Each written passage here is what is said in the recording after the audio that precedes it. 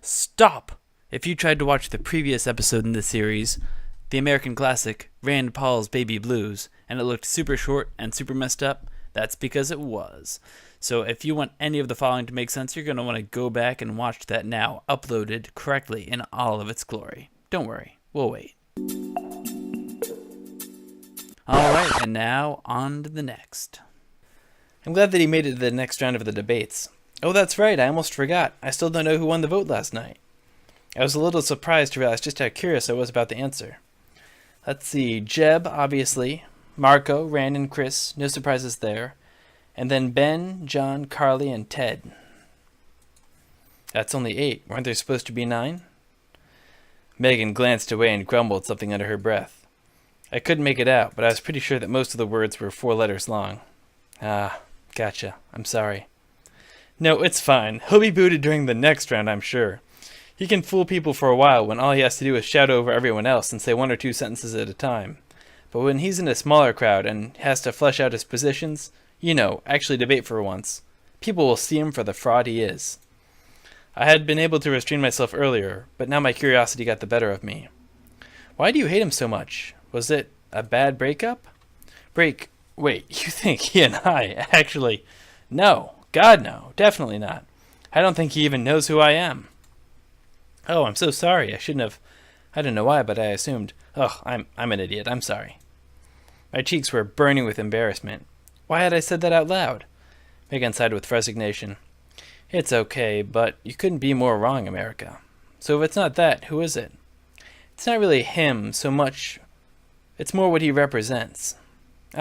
Look, debate club is really special to me. It's supposed to be about ideas and intelligence and cleverness.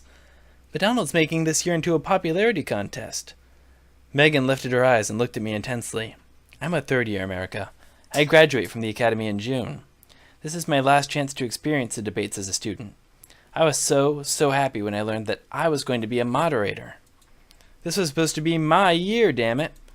But now, instead of actually doing my job as a moderator, I'm going to have to be on Donald wrangling duty. As long as he stays in the running, every debate is going to turn into name-calling, both by him and about him. I just know it. I don't want to be remembered by everyone at the Academy as enabler in the dumbest, weirdest debate season ever, And it's not just my reputation that's at stake. It's the reputation of the debate club itself. Maybe even the entire school. Can you imagine how awful it would be if, by some insane turn of events, Donald became the person we had to send to the inter-school debates? Heaven forbid! When I got to the lab, students were milling around and chatting. There were at least half a dozen tables around the perimeter of the room, each one mounted with nozzles for Bunsen burners and situated near a cabinet of glassware. I noticed some students taking seats at one table, then being waved over to the other side of the room by friends and relocating. This class didn't have assigned seating, I gathered. I made my way to the only table that was still completely empty and took a seat. Hi there. I turned to look at the student who had just stealthily slid into the seat beside me. When I realized who it was, I almost gasped. It was Marco.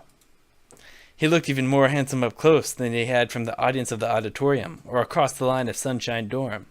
His perfect skin, his dreamy eyes, that incredible smile that seemed to have its own gravitational pull. Marco! That's me. He flashed his trademark smile at me. I heard all the girls nearby let out small, wistful sighs. Jeez, I don't know, maybe I was watching a different series of debates and campaigns than the author was here. He seemed quite taken with the number of these guys. I wasn't normally the type to be this overwhelmed by a handsome boy sitting next to me, but then again, I couldn't remember ever meeting a boy quite as handsome as Marco. Alright, okay, let's put a pause on this. Rubio was, not terrible looking, I guess. I feel like Rubio really benefited from the comparison to those that he was standing amongst, including Rand Paul, dreamy eyes and all. I think maybe describing him as some smooth Casanova, especially with all the tongue twisters he eventually got into, is maybe mischaracterizing him a bit. And if there's one thing that grinds my gears, it's mischaracterization of pre-constructed characters in a dating sim remake. Anyway. While I was staring into Marco's eyes, I heard someone else slide into the seat on the other side of me. I reluctantly broke Marco's gaze and turned to see who it was. Hello. Eek! Oh, jeez. I couldn't keep myself from crying out in shock at the sudden contrast. On my left sat the embodiment of physical perfection, and on my right sat...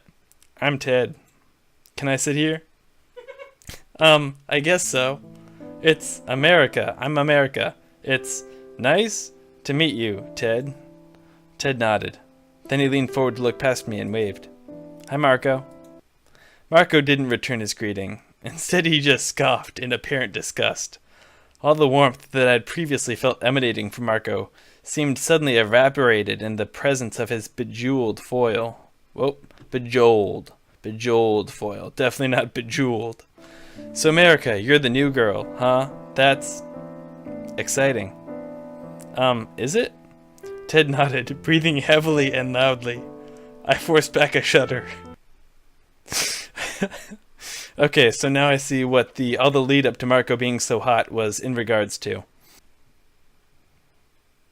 Now everyone, partner up with the student next to you to complete this worksheet on nuclear fission. Oh, this will be a tough choice.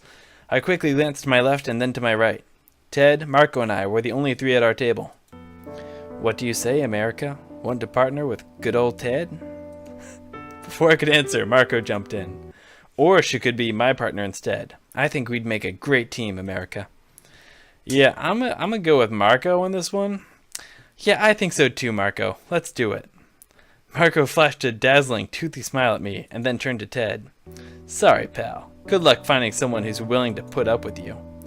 A pathetic frown formed on Ted's face, the sides of his mouth slowly sliding downward like butter on a hot pan. He grabbed his backpack, stood, and slouched to the center of the room. It looked like nobody was in a hurry to partner up with him. I felt a little bad for him. Jeez. Poor guy, maybe I should have taken him up on his offer. He looked so sad. No, trust me, you're better off not getting involved with Ted. The guy's a total weirdo. No one in the academy can stand him. If I didn't know better, I'd say there was something magical, almost hypnotic, about that smile of his. But no, it wasn't anything supernatural. He was just that damn handsome. Oh, is this going to be like the subplot with Marco as uncovering his otherworldly status? So Jebs, shoot, what's the English word for senpai? Whoa! Senpai? Alright, I've only been introduced to senpai in a few very specific contexts, and I'm extremely interested to know if they relate to Jeb and Marco. Never mind, I'll explain it to you later. With, diagrams. Wink wink. Maybe there wasn't a word in English for it at all, but Jeb and Marco were clearly in a classic senpai-kohai relationship. I could spot one a mile away. Is she saying that they're super into each other? Because that's how I'm choosing to interpret it. So you'll be turning 17 in May then. What? If you're a first year, you must be 16 now, right? Don't worry about that. Here, let's focus on the worksheet. Well, I'm 18, and so are all the other third years, which would make you... No, I'm 18 too, really. Marco seemed uncomfortable for the first time in our conversation. He took a long gulp of water. So that'll make you 20 when you graduate from high school? That doesn't sound right. Let's just drop it, okay? When a neutron strikes the nucleus of an unstable molecule, and that's when it hit me. Oh, the age of consent is higher in the United States than it is in Japan, isn't it? The molecule undergoes nuclear fission, a process which produces... Got it. You're 18. I gave him a small wink. Gotta keep this game legal, right? We're already on thin ice with all these likenesses. Good thing that parody is covered by fair use legislation, right?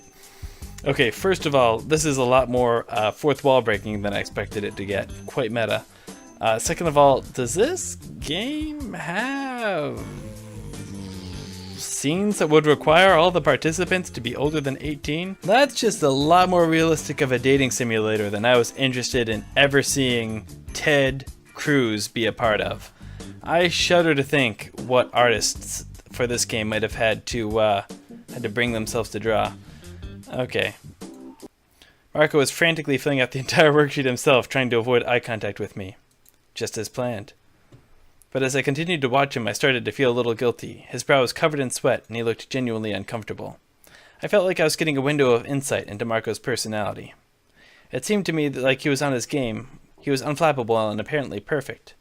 But as soon as he was thrown off his groove, he crumpled into a nervous mess. Ah, there we go. There's some actual analysis. When a neutron strikes the nucleus of an unstable molecule, the molecule undergoes nuclear fission, a process which produces lighter nuclei of new atoms, free neutrons, and energy. Hadn't he just said that exact sentence? Ah, there it is. I knew there was going to be some reference to the "let's not pretend Obama doesn't know what he's doing." Marco looked up from his worksheet and smiled at me. Of course I am America. When a neutron strikes the nucleus of an unstable molecule, the molecule undergoes nuclear fission, a process which produces lighter nuclei of new atoms, free neutrons, and energy. That's chemistry. Okay. Yes, that was definitely the same sentence. 3 times now. Now I was the one feeling uncomfortable. I apologize for making him nervous. I'm sorry, Marco. Sorry? Sorry for what? For, talking about your age, I guess? That's what made you so nervous in the first place, right? Nervous? I'm not nervous. Now let's get back to work. When a neutron strikes the nucleus of an unstable molecule, the molecule... yada yada. I sat in uncomfortable silence as Marco finished the worksheet by himself, frequently drinking from his water bottle and wiping sweat from his brow. When the bell rang, Marco darted to the front of the classroom and turned in our worksheet. Unfortunately for both of us, he'd been so distracted he'd left several answers completely blank. As he walked back, surrounded once again by the adoring stares of his admirers, he seemed to regain his mojo, and the swagger came back in his step. By the time he returned to the table, he was back to his usual self. Piece of cake, right, America? We should partner up again next time. We have great chemistry.